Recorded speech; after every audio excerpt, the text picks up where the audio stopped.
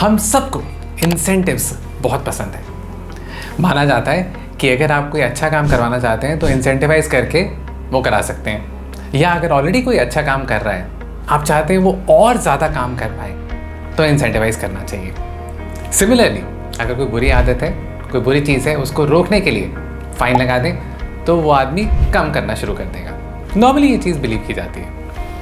पर अगर आज मैं आपको कहूँ, मैं आपसे 2 स्टोरीज शेयर करने वाला हूँ जहाँ पर इंसेंटिवाइज करना और फाइन लगाने का बिल्कुल उल्टा असर हुआ। मतलब इंसेंटिवाइज करने से कुछ सिचुएशन ख़राब हो गई, फाइन लगाने से वो जो ख़राब एक्टिविटी थी वो और ज़्यादा बढ़ गई। तो क्या आप मेरी बात का विश्वास करेंगे?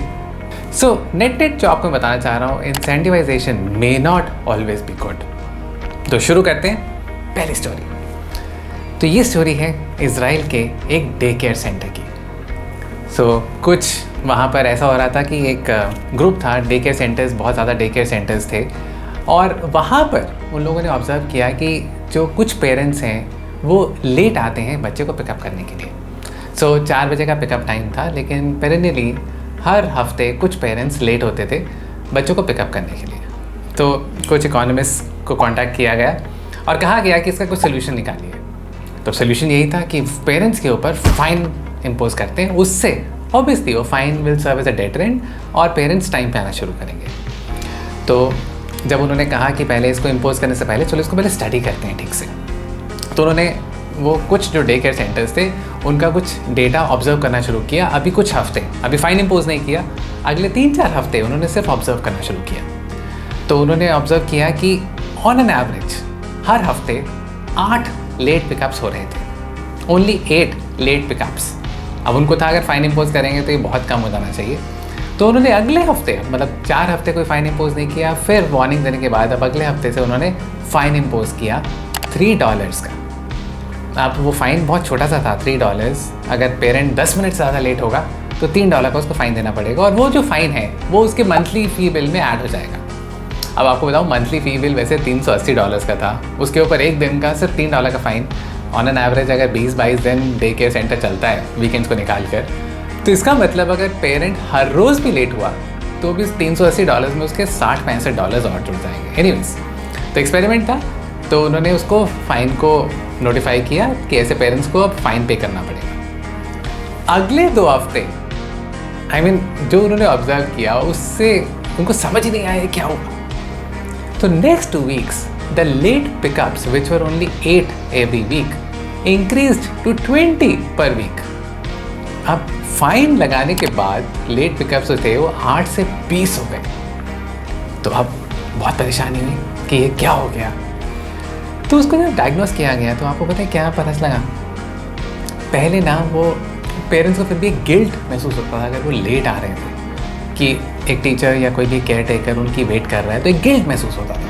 जैसे ही एक फाइनेंशियल एक फ़ाइन उस पर इम्पोज हुआ तो वो गिल्ट ख़त्म हो गया। अब उनको लगा कि अब हम सिर्फ फ़ाइन पे करके अपने बच्चे को लेट पिकअप कर सकते हैं, तो वो गिल्ट अंदर से ख़त्म हो गया। इसलिए ज़्यादा लोग लेट आना शुरू हो गए, और वो फ़ाइन वैसे भी बहुत छोटा सा अमाउंट था, तो किसी को लगा ही नहीं कि बहुत ज़्यादा पिंच करने वाला है। सो एक ये बहुत बड़ा रीज़न रहा। तो अब जब ये 2 हफ्ते एक्सपेरिमेंट चला और कुछ इंप्रूवमेंट नहीं हुई, बल्कि 8 से 20 हो गया, तो उन्होंने कहा अब इसको फ़ाइन को ख़त्म कर देते हैं। आपको क्या लगता है क्या हुआ होगा? फ़ाइन ख़त्म करने के बाद तो वो दोबारा 8 पे आ जाना चाहिए था। It remained at 20 even after the fine was removed. अब इसको पता है क्या हुआ? पेरेंट्स को अब वो गिल्ट फ्री पिकअप की आदत हो गई थी। अब अगर वो फ़ाइन ख़त्म भी हुआ तो उससे कोई फ़र्क नहीं पड़ा। सो नेट एक फ़ाइन इम्पोज करना वो बैकफायर कर गया। It didn't yield the desired results. तो ये तो था फ़ाइन की बात। अब मैं आपसे एक दूसरी स्टोरी शेयर करता हूँ, और ये है यूएस के पब्लिक स्कूल सिस्टम की, जहाँ पर इंसेंटिवाइज करने से कुछ उल्टा असर हुआ। ये बात है शिकागो पब्लिक स्कूल सिस्टम की। 1996 में उन्होंने हाई स्टेक्स टेस्टिंग शुरू की। हाई स्टेक्स टेस्टिंग मतलब वहाँ पर उन्होंने कहा कि क्योंकि बच्चों को वैसे ही प्रमोट करते रहते थे आगे क्लास में, तो उन्होंने एक लॉ निकाला कि भाई 3rd, 6th और 8th क्लास में एक स्टैंडर्डाइज टेस्ट होगा, एक मल्टीपल चॉइस टेस्ट, और उसके बेसिस पर बच्चे को आगे प्रमोट करेंगे, ताकि जो बच्चे ठीक से नहीं पढ़ पा रहे हैं उनको हम आगे नहीं प्रमोट करेंगे।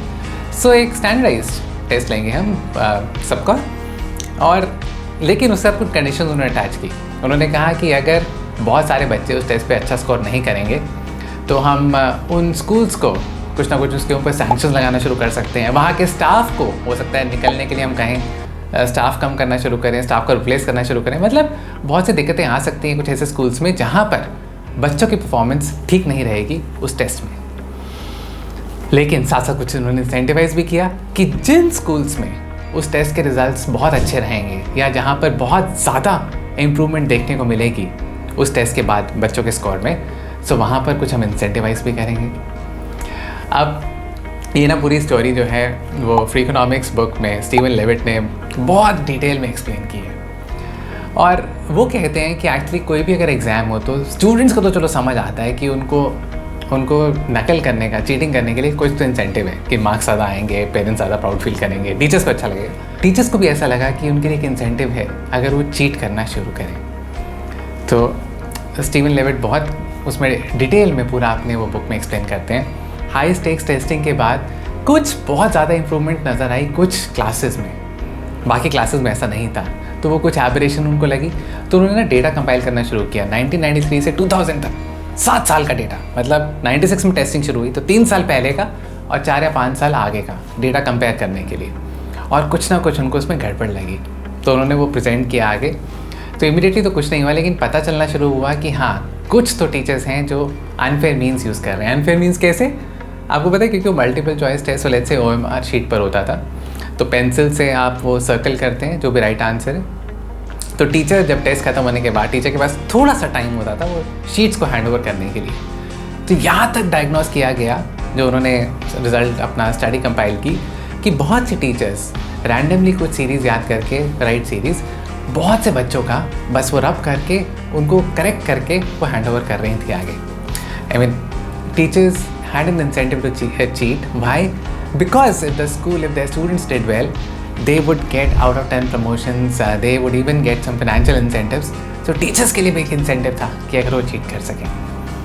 So एकदम तो कुछ नहीं हुआ, पर उसके बाद जो शिकागो पब्लिक स्कूल सिस्टम के जो एक नए CEO आए, आर्नी डंकन, 2002 में वो आए, तो उनको पता चला कि कैसी कोई स्टडी कंडक्ट हुई थी। उन्होंने दोबारा उन ऑथर्स से कंसल्ट किया, उनको कॉन्टैक्ट किया और उन्होंने कहा चलो दोबारा एक कंट्रोल ग्रुप बनाकर एक चेक करते हैं। जो टीचर्स आइडेंटिफाई किए गए थे कि जो मतलब सस्पिशन जिनके ऊपर था, जिनके ऊपर शक था कि शायद वो चीटिंग करवाते थे बच्चों को या चीटिंग करके बच्चों के स्कोर इंक्रीज़ करते थे, तो एक कंट्रोल ग्रुप बनाया गया और कुछ ऐसे टीचर्स जिनके ऊपर शक था उनको अलग से एक अलग ग्रुप में रखा गया।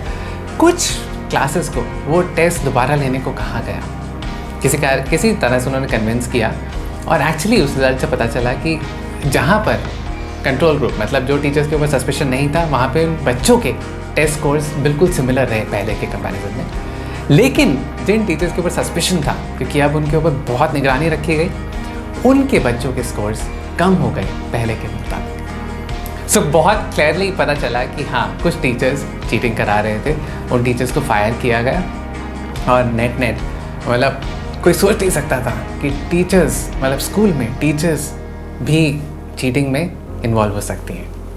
तो मैंने आपसे 2 स्टोरीज जो ये शेयर की। पहली स्टोरी वो इजराइल के डे केयर सेंटर की जहाँ पे फ़ाइन इम्पोज होने के बाद एक्चुअली रिजल्ट उल्टे हो गए। और सेकंड स्टोरी जो ये शिकागो पब्लिक स्कूल सिस्टम की, जहाँ पर ऑथर्स ने पता लगाया कि एक्चुअली टीचर्स इन्वॉल्व थी कुछ चीटिंग में। तो ये दोनों स्टोरी से पता चलता है कि फ़ाइन लगाना और इंसेंटिव किसी को देना उससे ज़रूरी नहीं आप डिज़ायर्ड रिजल्ट्स ऑब्टेन कर सकें।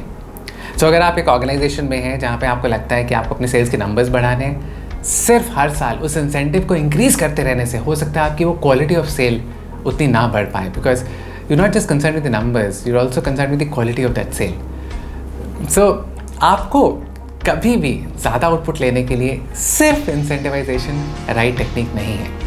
तो आज के मेरे वीडियो का यही एंडेवर था कि आपको ह्यूमन साइकोलॉजी को समझना पड़ेगा। Human psychology is not just about making money, there so many other things involved. तो अगर आपको प्रोडक्टिविटी बढ़ानी है अपनी ऑर्गेनाइजेशन की, अपनी टीम की, तो सिर्फ फाइनेंशियल इंसेंटिव्स आंसर नहीं है, आपको और कुछ चीज़ें साथ में सोचनी पड़ेंगी। सो आज की ये 2 स्टोरीज़ के साथ मैं ये वीडियो ख़त्म करता हूँ। अगर आपको ये वीडियो अच्छा लगा तो अपने फ्रेंड्स के साथ शेयर ज़रूर करें। Do subscribe to the channel. That's all for today. This is Vikas Bansal signing off.